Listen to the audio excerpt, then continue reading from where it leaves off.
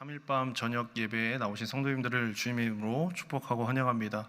오늘 이 저녁에도 살아 역사하시는 그 하나님의 말씀을 통해서 저 여러분 우리들 한 사람 한 사람을 향한 그 하나님의 은혜를 경험하는 귀한 시간 되기를 또한 간절히 소원합니다.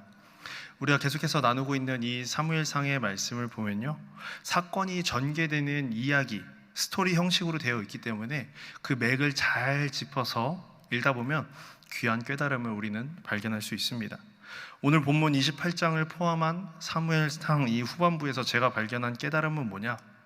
바로 똑같은 상황에 있는, 똑같은 조건에 있는 두 부류의 사람이 있다라는 겁니다. 위기라는 상황이 있습니다. 똑같습니다. 이 사람도 이 사람도 위기라는 상황 속에 똑같이 있는데, 한 부류는 하나님이 건지시는 사람이 있는 반면 다른 하나는 하나님이 건지시지 않는 사람이 있다라는 것을 깨달았습니다. 그들은 똑같은 이스라엘 백성입니다. 하나님의 택함을 받은 구원받은 백성이죠. 그런데 그 안에 있다 할지라도요, 하나님께서 건져주시는 사람이 있는 반면 하나님께서 건지시지 않는 사람도 있다라는 겁니다. 거대한 적이요, 쳐들어옵니다. 나를 막 공격해요. 싸우면 죽을 것이 뻔합니다. 계란 던져서 바위에 치면 계란이 깨질까요? 바위가 깨질까요? 계란이 깨지죠. 그렇다고 가만히 앉아서 당하냐? 당할 수만도 없습니다. 이러지도 저러지도 못합니다. 징태양난의 위기 가운데 빠졌다면 사랑하는 우리 성도 여러분들께서는 어떻게 행하시겠습니까? 하늘이 무너져도 뭐가 있다? 솟아날 구멍이 있다 라는 말처럼 하늘을 우러러보고 하나님 앞에 기도하는 것이 우리 신앙인들의 마땅한 것 아니겠습니까? 다들 기도를 해보셨고 응답 받아보셔서 아시겠지만, 기도를 통해서 응답을 받는다면, 위기로부터 건짐을 받는다면 얼마나 기쁘십니까? 얼마나 좋으십니까? 그런데 기도를 하지 않았는데도 하나님이 건져주신다. 얼마나 좋을까요? 다윗이 바로 그랬습니다. 위기 속에서 하나님 앞에 다윗은 기도하지 않았습니다. 근데 그럼에도 하나님은 다윗을 위기로부터 건져내 주십니다. 이와는 반대로 똑같은 위기의 상황입니다. 이러지도 저러지도 못하는 진퇴양난의 위기 가운데 하나님께 건짐받기 위해서 매우 특별하게 기도를 합니다. 기도를 안 한 게 아니에요. 이 사람은 기도를 해요. 열심히 기도를 해요.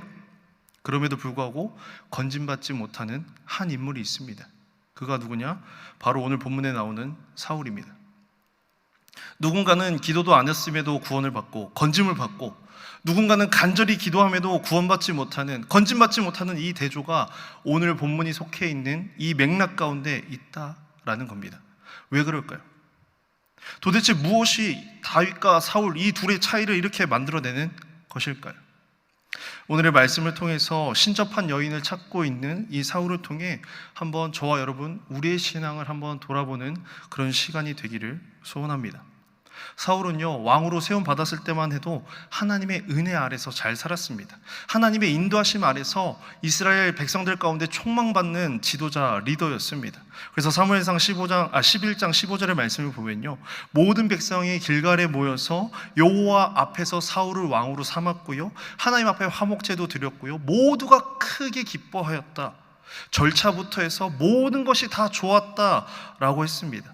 그래서인지 모르겠지만 사울의 초창기 때 하나님의 도구로 그는 귀하게 쓰임을 받았습니다. 그런데 언제부터인가 삐걱거리기 시작하죠.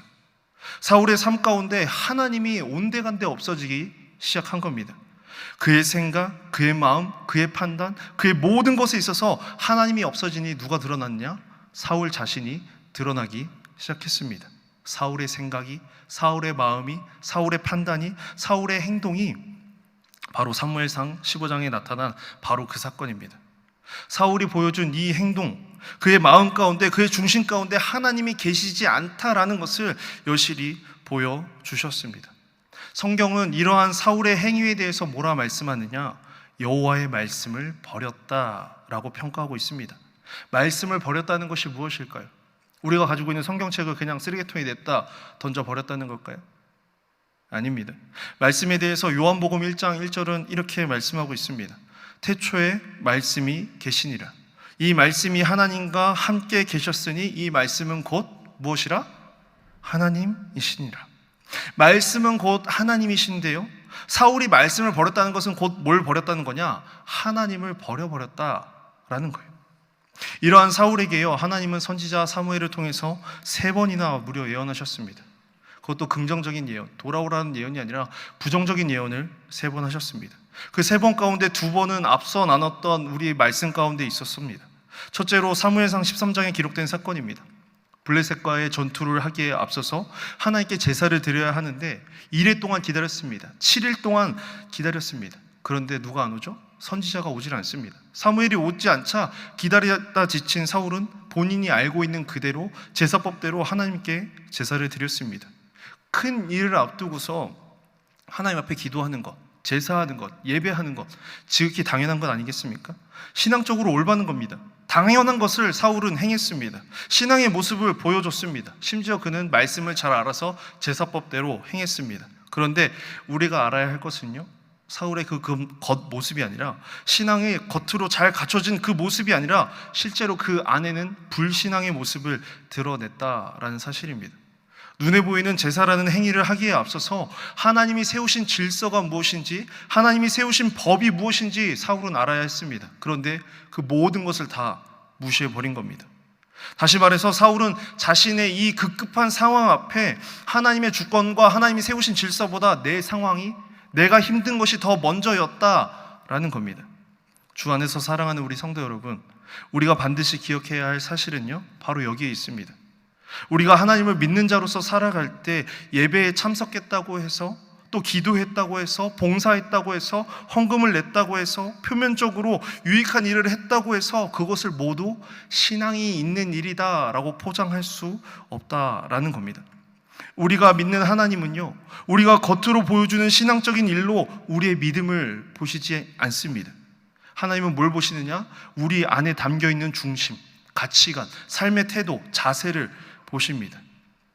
그런 불신앙적이었던 사울을 향하여 하나님은 이렇게 예언하셨습니다. 왕의 나라가 길지 못할 것이다. 여호와께서 그의 마음에 맞는 사람을 구하여 그를 그의 백성의 지도자로 삼으셨다. 너무나도 큰 충격적인 말씀이 아닐 수 없습니다. 두 번째는요, 앞서 언급했던 사무엘상 15장에 기록된 아말렉 사건입니다. 하나님께서 선지자 사무엘을 통하여 하나님의 뜻, 당신의 뜻을 다 말씀하셨습니다. 다 전하셨습니다. 잘 알고 계시죠? 아말렉을 쳐라. 근데 어떻게 쳐라? 다 쳐라. 다 진멸하라. 하나도 남기지 마라. 그런데 사울은 어떻게 했습니까? 본인이 판단했을 때 좋은 것은 남겨뒀습니다. 선지자 사무엘이 하나님의 말씀을 다시금 사울에게 전하러 왔을 때 진영 가운데서 양의 소리와 그 소의 소리가 들리자 이게 무슨 소리냐며 사울에게 물었습니다. 그 질문을 받았을 때 만약에 제가 사울이었다면요, 우리 병사들의 사기 진작을 위해서 제가 챙겨온 식량 중 일부입니다.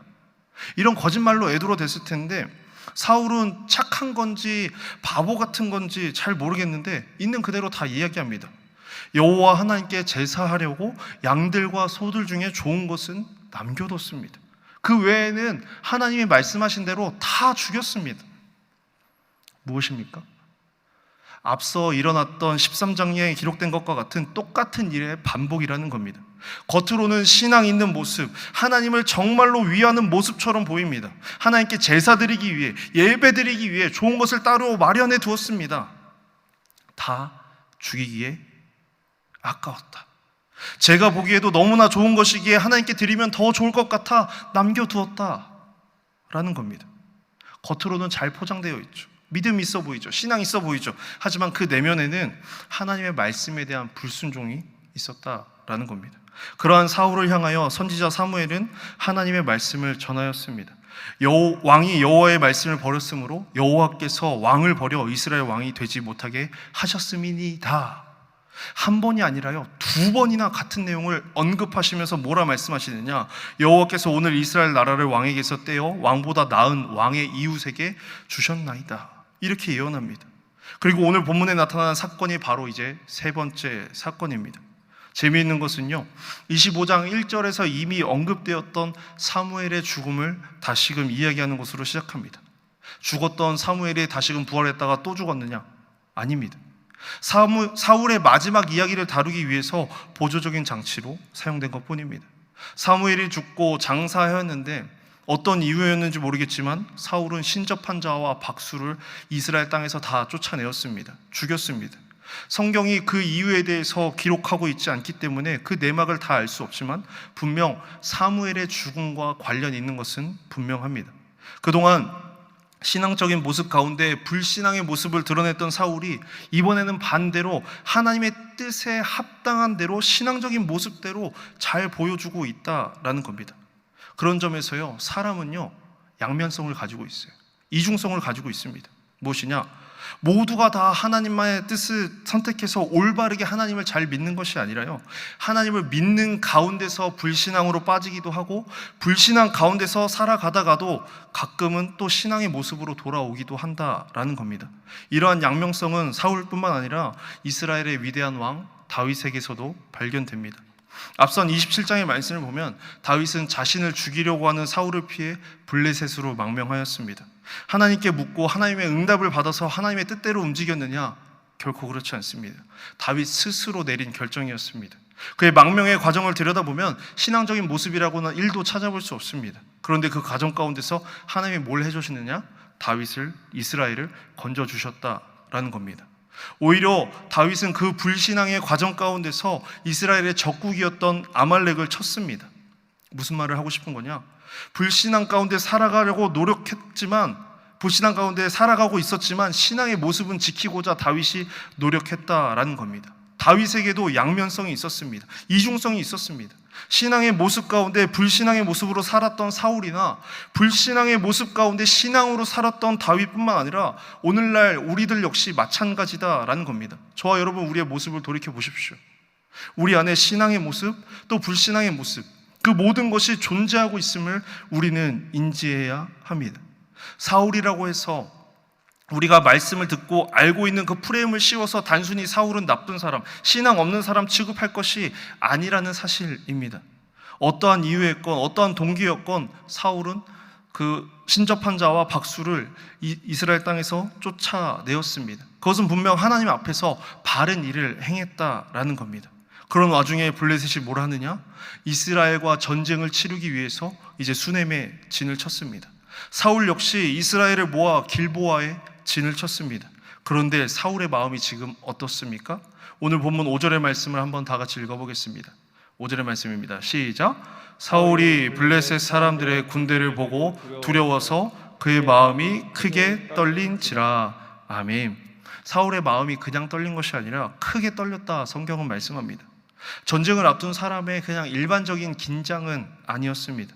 시험을 앞두고 떨리는, 큰 일을 앞두고 떨리는 그 정도의 긴장과 두려움이 아니었습니다. 왜냐? 사울은요, 일평생 동안 전쟁터에서 지내왔던 사람이었기 때문입니다. 평상시 느껴보지 못했던 긴장과 두려움이, 공포가 사울을 엄습하고 있습니다. 이전의 전쟁에서 느껴보지 못했던 차원이 다른 그 두려움이 엄습했던 것입니다. 전쟁 가운데 안 싸울 수 있느냐? 없습니다. 그렇다고 나가서 맞서 싸우느냐? 개죽음뿐입니다. 진퇴양난의 위기, 싸워야 하는데 싸울 수 없고 안 싸우자니 죽을 수밖에 없는 그 위기가 가져다 준 두려움 가운데 두려움이었던 것입니다. 그 위기의 상황 가운데 사울은 크게 두려워서 떨 수밖에 없었습니다. 누구도 위로해 줄 수 없는 상황 가운데 불안함과 두려움 앞에서 사울은 뭘 하느냐? 하나님 앞에 기도합니다. 응답받고 싶어 합니다. 그런데 하나님은 아무 말씀을 하지 않으십니다. 그것이 바로 6절의 말씀이죠. 사울이 여호와께 묻자오되 여호와께서 꿈으로도 우림으로도 선지자로도 그에게 대답하지 아니하심으로. 양명성을 가진 사울이라고 해서 기도하지 않았느냐? 아닙니다. 하나님께 기도했습니다. 여호와께 묻자왔습니다. 그런데 문제는 뭐냐? 하나님이 꿈으로도 우림으로도 선지자로도 사울에게 응답하지 않으신다라는 겁니다. 하나님께 간절히 기도하면 꿈에라도 나타나 주시겠지 기대했는데 전혀 없었습니다. 꿈에 나타나지 않으면 제사장을 통해서 우림과 둠밈을 통해 뜻을 알려주시겠지, 이 역시 없었습니다. 그렇다면 선지자를 통해서 나에게 말씀해 주시겠지, 사무엘이 죽었으니까 다른 선지자라도 보내주셔서 말씀해 주시겠지 했는데 다 막혀버렸다라는 겁니다. 위기의 상황 가운데 이렇게 해야 되나 저렇게 해야 되나, 무엇을 어떻게 해야 될지 모르는 그 혼돈을 지금 사울은 경험하고 있는 겁니다. 한번 생각해 보십시오. 우림과 둠밈으로 하나님의 뜻을 알려줄 제사장, 그 제사장을 다 죽인 사람이 누굽니까? 사울입니다. 다윗을 도와줬다는 그 이유 하나로 제사장뿐만 아니라 제사장의 식구들, 제사장의 짐승들까지 다 죽인 사람이 사울 본인이라는 겁니다. 그런데 사울은 하나님이 기도에 응답하지 않으신다, 우림으로도 응답하지 않으신다라고 탄식하고 있습니다. 또 사무엘이 살아있을 때 하나님의 말씀을 안 전했습니까? 아니요. 계속해서 와서 전했습니다. 사울을 찾아가 계속해서 하나님의 말씀을, 하나님의 뜻을 사무엘은 전했습니다. 그럴 때마다 듣지 않았던 사람이 누굽니까? 사울입니다. 사울 자신입니다. 그런데 사무엘이 죽고 나자 하나님이 선지자도 자기에게 안 보내신다며 탄식하고 있습니다. 응답하지 않으시는 하나님이 문제입니까? 아니면 하나님의 응답의 도구를 다 없애버린 사울이 문제입니까? 분명 사울이 문제입니다. 더 큰 문제는요, 사울이 한 발 더 나아간다라는 사실입니다. 오늘 7절의 말씀 한번 다 같이 읽어볼까요? 7절의 말씀입니다. 시작. 사울이 그의 신하들에게 이르되 나를 위하여 신접한 여인을 찾으라. 내가 그리로 가서 그에게 물으리라 하니 그의 신하들이 그에게 이르되 보소서 엔돌에 신접한 여인이 있나이다. 아멘. 무엇입니까? 사울이 진정으로 하나님을 원했던 것이 아니라는 사실입니다. 하나님을 원했으면요, 하나님께 매달려서 하나님 앞에 씨름해서 어떻게든 하나님의 응답을 받아내야만 했습니다. 기다려야만 했습니다. 야복 강가에서 야곱이 그렇게 하나님과 씨름하며 응답을 얻었던 것처럼 사울도 하나님을 원했으면 그렇게 행해야 했습니다.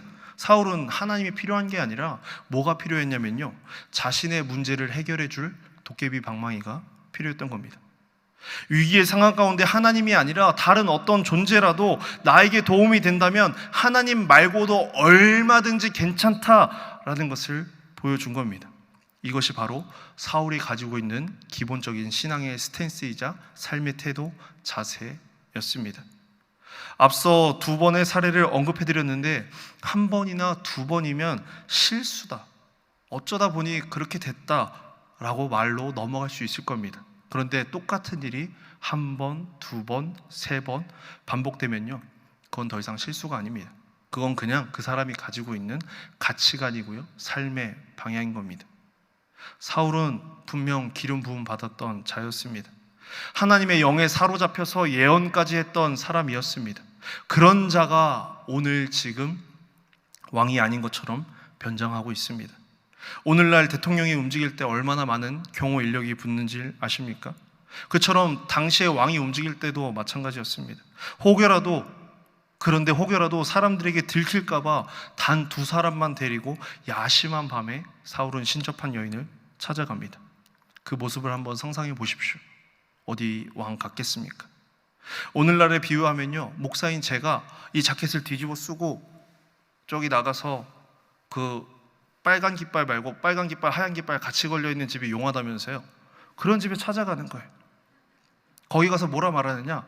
하나님 좀 만나게 해주세요. 나 하나님 뜻 좀 듣고 싶어요. 이 얼마나 초라합니까? 이 얼마나 볼품없습니까? 너무나도 안타까운 것은요, 그 불신앙의 모습 가운데 그래도 신앙의 모습을 보였던 사울이 이제는 불신앙의 모습 가운데 불신앙으로 나타나는 것을 보게 된다라는 겁니다. 레위기 20장 27절의 말씀을 보면요, 이렇게 기록되어 있습니다. 남자나 여자가 접신하거나 박수무당이 되거든 반드시 뭐할지니?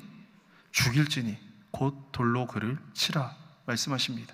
또 신명기 18장 11절로 12절의 말씀을 보면요, 신접한 자나 박수나 초혼자를 너희 가운데 뭐하지 말라? 용납하지 말라. 이런 일을 행하는 모든 자를 여호와께서 어떻게 여기신다? 가증히 여기신다 말씀합니다. 하나님께서 박수무당에 대해서 어떻게 평가하시느냐, 신접한 자들에 대해서 어떻게 평가하시느냐, 정말 싫어한다 말씀하셨어요. 그런데 사울은요, 하나님께서 정말로 싫어하시는 그 행동을 행하면서 하나님의 뜻을 알고자 노력해요. 하나님께서 막으셔서 알려주지 않으셔서 모르는 하나님의 뜻인데 그 뜻을 알기 위해서 뭘 행하느냐? 이미 알고 있는 하나님의 뜻을 버리면서까지 그렇게 행동하고 있다는 겁니다. 이것은 절대로 신앙인의 모습일 수 없습니다. 이미 모세오경을 통해서 하나님은 이스라엘 백성들에게 말씀해 주셨습니다. 박수무당을 용납하는 것은 내가 가증히 여기는 일이다. 그런데 사울은 그 말씀을 버리고 하나님의 뜻을 쫓고 있습니다. 주 안에서 사랑하는 우리 성도 여러분, 이미 알고 있는 하나님의 뜻인데, 이미 주어진 하나님의 뜻인데 그것을 무시하는 것은 너무나도 어리석은 일이라, 너무나도 어리석은 짓이라는 사실을 우리는 반드시 기억해야 합니다. 거기서 더 나아가서 하나님의 뜻을 무시하면서 하나님의 뜻을 알고자 발버둥 치는 행동은 더 어리석은 짓이라는 사실을 아는 저와 여러분, 우리 모두가 되기를 소원합니다. 그렇게 어리석은 짓을 하며 신접한 여인을 찾아온 사울, 아무리 변장하고 여인을 찾아왔지만 그가 사울이라는 사실을 신접한 여인은 알고 있었습니다. 그뿐만 아니라 3절에서 언급된 신접한 자와 박수를 죽인 것도 이 여인은 알고 있었습니다. 정말 용했던 것 같아요. 그러니 자신 역시 사울로부터 죽임을 당할까 두려워하고 있습니다. 그때 사울의 반응이 어떻습니까? 오늘 본문 10절의 말씀입니다. 읽진 않았지만 한번 다 같이 읽어보겠습니다. 시작. 사울이 여호와의 이름으로 그에게 맹세하여 이르되 여호와께서 살아계심을 두고 맹세하노니 내가 이 일로는 벌을 당하지 아니하리라 하니. 아멘. 사울이 지금 뭐하고 있습니까? 하나님의 이름으로 맹세하고 있습니다. 이 얼마나 어리석은 짓입니까? 알려주시지 않는 하나님의 뜻을 찾고자 하나님께서 가증히 여기시는 그 박수무당을 찾아가 그렇게 하고 있습니다. 이전에는 하나님의 뜻대로 박수무당을 쫓아내었고 죽였던 자입니다. 그런데 그런 자가 이제는 신접한 여인을 찾아가서 여호와의 이름으로 맹세하고 있습니다. 네가 이 일로 벌을 당하지 않을 거다. 아무 일도 없을 거다. 하나님의 뜻대로 살지 않는 자가 하나님의 이름을 빙자해서 이야기하고 있는 이 모습이 얼마나 모순돼 보입니까? 하나님은 분명 돌로 쳐 죽이라고까지 말씀하실 정도로 가증히 여기는데 그 가증히 여기는 일을 행하면서 하나님의 이름으로는 괜찮다, 아무 일 없을 거다 말하는 이 모습이 얼마나 어리석습니까? 말씀을 준비하면서요, 사울의 이 어리석음이 어디까지 가는가 한번 깊이 묵상해 보았습니다. 그때 불현듯 제 머릿속에 스치는 한 장면이 있었는데 바로 창세기 3장에 등장했던 뱀의 모습입니다. 뱀의 유혹 앞에 하와는 하나님의 말씀으로 온전히 이겨내지 못했습니다. 하나님께서는 먹지 말라, 먹는 날에는 반드시 죽는다 말씀하셨는데 하와는 만지지도 말라라는 말에 추가하였고 죽을까 하노라 왜곡하였습니다. 그러자 뱀이 여자에게 이렇게 말합니다. 너희가 결코 죽지 아니하리라. 뱀이 하와에게 한 말 가운데 여호와의 이름으로 맹세하는 것만 없었지 사울이 신접한 여인에게 한 말과 맥락이 같다라고 저는 생각합니다. 무엇입니까? 우리의 신앙 가운데요, 양면성이 있습니다. 이중성이 있습니다. 그 모습들이 있다 하였습니다. 그런데 그 모습 가운데 하나님의 뜻대로 살지 않는 자, 그래서 불순종하며 어리석음으로 달려가는 자는 결국 어떤 짓을 하느냐? 사탄이 하는 짓거리를 하게 된다라는 겁니다. 불신앙의 모습은요, 단순히 불신앙으로 끝나지 않습니다. 어리석음은 단순한 어리석음으로 끝나지 않습니다. 사울로 하여금 무엇이 신접한 여인을 찾게 하였습니까? 주 안에서 사랑하는 우리 성도 여러분, 사울에게는 신앙의 행위가 분명 존재했습니다. 제사 드리는 행위, 기도하는 행위 등 겉으로 보여지는 모습이 있었습니다. 그러나 그 중심에, 그의 내면에는 하나님은 계시지 않았습니다. 오로지 자기 자신만 존재할 뿐이었습니다. 그 결과 사울은 신접한 여인을 찾아갔습니다. 하나님의 뜻을 알고자 하나님의 명령을 거스르는 어리석은 짓까지 서슴지 않고 행했습니다. 이것은 비단 사울만의 이야기는 아닙니다. 오늘을 살아가고 있는 저와 여러분, 우리의 이야기일 수 있습니다. 이 시간 하나님을 예배하기 위해 이 자리에 앉아있다 말하지만 우리 사람들 눈에 보이기에 겉으로 예배하는 것처럼 보이지만 실상 그 중심에 제가 앉아 있을 수 있고요, 여러분이 주인공으로 앉아 계실 수 있습니다. 그렇게 되면 어떻게 되느냐? 사울과 같이 될 수 있다라는 겁니다. 뱀이 하와를 거짓으로 속삭였던 것과 같이 사울이 하나님께서 가증히 여기시는 그 신접한 여인에게 여호와의 이름으로 거짓 맹세했던 것과 같이 우리들도 그렇게 거짓에 속아 넘어가 거짓된 짓을 하며 사탄의 짓을 하며 살아갈 수 있음을 우리는 반드시 알아야만 합니다. 한 번, 두 번이면 실수일 수 있습니다. 근데 사울은 신접한 여인을 만났습니다. 결코 실수로 만난 게 아닙니다. 하나님보다 자신이 먼저였기 때문에, 자기 삶이 더 중요했기 때문에 그런 일이 일어난 겁니다. 주 안에서 사랑하는 성도 여러분, 저와 여러분 우리 모두는요, 사울과 같이 또 다윗과 같이 양면성 모두를 가지고 있습니다. 불순종하는 가운데 말씀을 따라 살려 하기도 하고요, 순종으로 말씀 가운데 잘 살아가기도 하지만 때로는 또 말씀을 떠나 살기도 합니다. 그러니 오늘 이 시간 우리 안에 사울과 같은 모습은 있지 않은지 되돌아봐야 할 것입니다. 계속해서 불순종의 자리로 나아가고 있지는 않은지, 그 불순종을 넘어서 하나님이 가증히 여기시는 것을 행하며 하나님의 뜻을 알고자 어리석은 노력을 하고 있지는 않은지 되돌아보는 이 시간이 되기를 소원합니다. 하나님 믿으시지요? 아멘 소리가 작으시네요. 하나님 믿으시지요? 그렇다면 기다릴 줄 아셔야 됩니다. 사울처럼 기다리다 지쳐서 먼저 나서지 마시고요, 사울처럼 하나님의 뜻에 거슬러서 행동하지 마시고요, 하나님이 응답하실 때까지 기도하며 기다리는 저와 여러분 우리가 되기를 소원합니다. 기다리면요, 우리 하나님은 분명 응답하십니다. 왜냐? 우리 하나님은 미쁘신 하나님이시기 때문입니다. 우리 하나님은 응답하시는 하나님이시기 때문입니다. 내 생각보다 내 뜻보다 더 크고 놀라운 역사로 응답하시는 분이 누구냐? 우리가 아멘으로 믿는 하나님 아버지이십니다. 그렇기에 그 하나님을 기대하며 나아가는 저와 여러분 우리 모두가 되기를 이 시간 주님의 이름으로 간절히 축원합니다.